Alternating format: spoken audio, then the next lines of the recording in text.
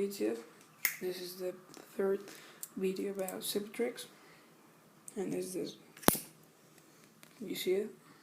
It's really simple, but it's impressive.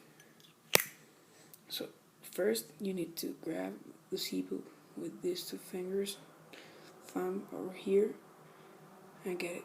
And this hand, try to open it and also spark it. So it's really simple. Put your hand and try to spark it at the same time. It's like this.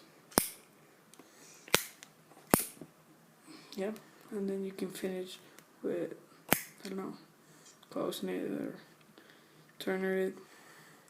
Okay, thank you, dude. Please come up and subscribe.